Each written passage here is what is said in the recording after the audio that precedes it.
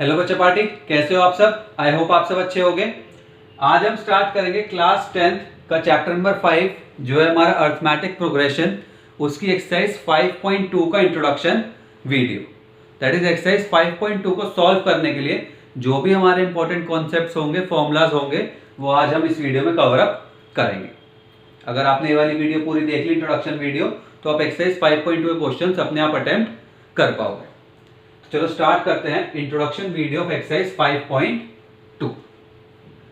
अब देखो, हमने एक्सरसाइज 5.1 के इंट्रोडक्शन वीडियो में जर्नल फॉर्म ऑफ एबी पढ़ी थी। क्या होता है, कॉमन डिफरेंस आपको बताया था, फर्स्ट टर्म आपको बताई थी। अगर आपको ये सब नहीं पता तो मैं 5.1 इंट्रोडक्शन वीडियो का डिस्क्रिप्शन में लिंक दे दूंगा, उसमें जाके देख लेना। अब देखो स्टार्ट करते हैं। मैंने आपको जर्नल फॉर्म ऑफ एपी बताई थी कि एपी की जनरल फॉर्म क्या होती है, A plus D,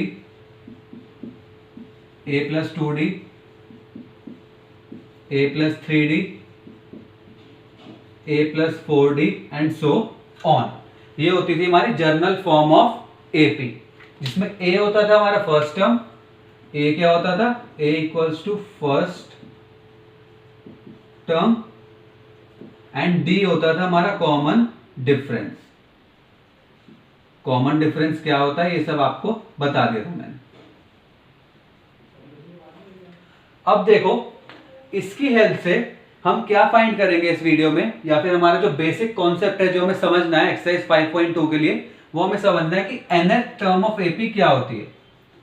that is, अगर हमें कोई, हमारे एपी में n टर्म्स हैं सपोज, तो मैं कह रहा हूं कि हमारे एपी की nth टर्म, वो टर्म क्या है। सपोज मैं आपसे कहता हूं कि हमारे इसी एपी में n टर्म्स हैं, ठीक है, 1 2 3 और ऐसे कर करके n टर्म्स हैं। तो उस nth टर्म, जो हमारी n टर्म्स हैं, उसमें जो nth टर्म है उसको निकालने का क्या फॉर्मूला है, वो आज हम इस वीडियो में पढ़ेंगे। तो चलो देखते हैं कि हम nth टर्म ऑफ एपी, अगर किसी एपी में n टर्म्स हैं या फिर n से ज्यादा भी टर्म्स हो सकती हैं, तो उसका क्या फॉर्मूला होगा उन टर्म्स को निकालने का। एक जर्नल फॉर्मूला फाइंड करेंगे, nth टर्म ऑफ एपी। अब देखो यहां पे ध्यान से देखना,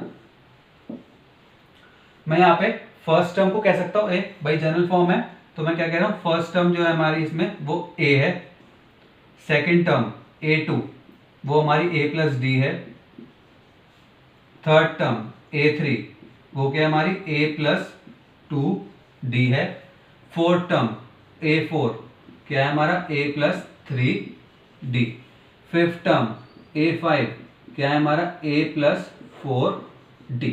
ऐसे करते करते ये तो 5 तक आ गए हम। ऐसे अगर हमें nth टर्म निकालनी हो, दैट इज an, तो उसका क्या फॉर्मूला होगा वो फाइंड करना है हमें। तो चलो फाइंड करते हैं बहुत इजी वे में। यहां पे देखो a3 थर्ड टर्म, देखो यहां पे जब a3 है तो यहां पे हमारा 2d है। ध्यान से सुनना क्या कह रहा हूं मैं, जब हमारे यहां पे a3 है तो यहां पे क्या है 2d।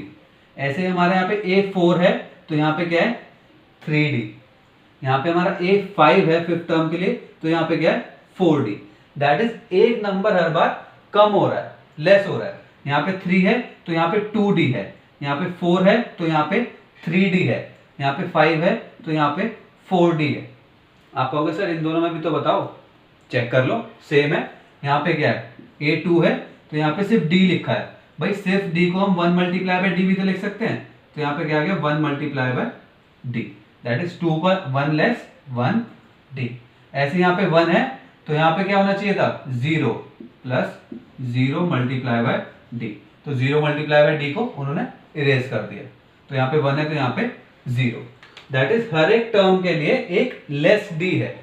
तो यहाँ पे अगर हमें nth टर्म फाइंड करनी है तो हम क्या करेंगे, एक नंबर लेस कर देंगे, कम कर देंगे। a प्लस एक नंबर लेस किसमें से, n में से, n माइनस 1 इंटू डी। तो ये क्या आ गया हमारे पास formula, nth term of AP का फॉर्मूला आ गया। अगर हमारे एपी में n टर्म्स हैं तो उसकी जो nth टर्म होगी उसका फॉर्मूला क्या होगा, a plus n minus 1 into D. समझ में आई बात? अब देखो एक चीज बता रहा हूं, इसे हम जनरल टर्म ऑफ एपी का फॉर्मूला भी कहते हैं। क्या कहते हैं? General term of AP.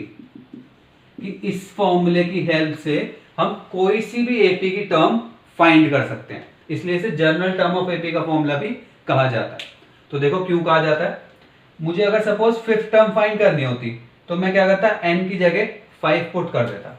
यहां पे हमारा फॉर्मूला क्या था? A N equals to A plus n minus 1 into D. मैंने कहा मुझे फिफ्थ टर्म निकालनी है, तो n की जगह 5 पुट कर दो, a प्लस n की जगह 5 पुट कर दो 5 माइनस 1 इंटू डी, तो 5 माइनस 1 क्या आ जाएगा? 4, that is a plus 4d। और देखो ये सेम आ रहा है, a5 क्या है? a plus 4d।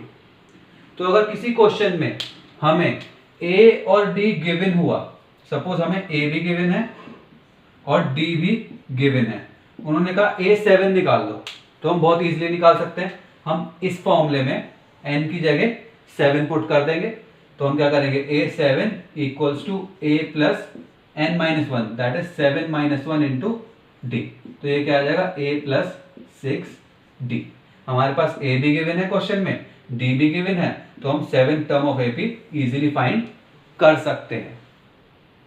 तो समझ में आया इसे जनरल टर्म ऑफ एपी का फॉर्मूला भी क्यों कहते हैं? क्योंकि इस फॉर्मूले की हेल्प से हम कोई सी भी टर्म की वैल्यू निकाल सकते हैं अगर हमें a और d, that is first term और कॉमन डिफरेंस गिवन हो तो। ये समझ में आ गया एपी का, जनरल टर्म ऑफ एपी का फॉर्मूला। ठीक है, अब देखो एक चीज और बता रहा हूं, इंपॉर्टेंट है बहुत। यही सब था हमारा इंट्रोडक्शन वीडियो में, एक दो पॉइंट्स और है और इंट्रोडक्शन वीडियो फिनिश एक्सरसाइज 5.2 के लिए। मैंने कहा nth टर्म ऑफ एपी का फॉर्मूला है। अब एक स्टूडेंट आया, उसने कहा मेरे पास तो n टर्म्स नहीं है, मेरे पास तो m टर्म्स है। तो ये mth टर्म ऑफ एपी का भी फॉर्मूला है। आप क्या करोगे? n की जगह m लिख दो।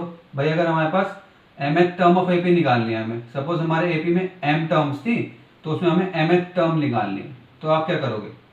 n की जगह m लिख दोगे, am equals to a plus m minus 1 into d. बात समझ में आई? दैट मीन्स ये बेसिकली हमारा एक सिंबल है, n टर्म्स कहने की बात है। अगर आपके पास p टर्म्स है तो आप इसके p लिख सकते हो। p टर्म ऑफ ap क्या होगी? ap equals to a plus p minus 1 into d. ठीक है, q टर्म्स हुई तो आप क्या लिखोगे? aq equals to a plus q minus 1 into d. बात समझ में आ गई? ठीक है, ये इतनी बात समझ में आई। अब देखो लास्ट चीज इस वीडियो के लिए, हमारा कोई एपी गिवन है, ठीक है, कोई सी भी एपी मान लो, उसमें जो उसकी लास्ट टर्म होगी, उस लास्ट टर्म को हम L से भी डिनोट कर सकते हैं। दैट इज L जो हमारा सिंबल है वो लास्ट टर्म के लिए भी डिनोट कर सकते हैं। तो अगर उसने कहा कि कोई में एपी गिवन है, फिल इन द ब्लैंक्स में पूछ सकता है कि लास्ट टर्म ऑफ एपी को हम किस सिंबल से डिनोट कर सकते हैं, तो आप कहोगे L। इसको बाकी हम डीप में पढ़ेंगे एक्सरसाइज 5.3 के इंट्रोडक्शन में। बस अभी आप इतना समझो कि लास्ट टर्म को हम L से भी डिनोट कर सकते हैं। इतनी बात समझ में आई? तो चलो इसे नोट कर लेना। पहले जनरल फॉर्म ऑफ एपी लिखना, उसके बाद डायरेक्ट यहाँ पे लिखना कि nth टर्म ऑफ एपी क्या होता है, और इस nth टर्म की वजह से हम कोई सी भी टर्म फाइंड कर सकते हैं अगर हमें a और d गिवन हो, दैट इज फर्स्ट टर्म और कॉमन डिफरेंस गिवन हो। तो ये सब था हमारा इंट्रोडक्शन वीडियो ऑफ एक्सरसाइज 5.2 में। अगर आपको वीडियो पसंद आए तो लाइक कर देना, चैनल को सब्सक्राइब कर देना, बेल आइकन दबा देना, और इस वीडियो में से, इस चैप्टर में से, मैथ्स में से कोई सी भी प्रॉब्लम हो तो कमेंट बॉक्स में जरूर पूछना। यही सब था इस वीडियो में। नेक्स्ट वीडियो में मिलते हैं।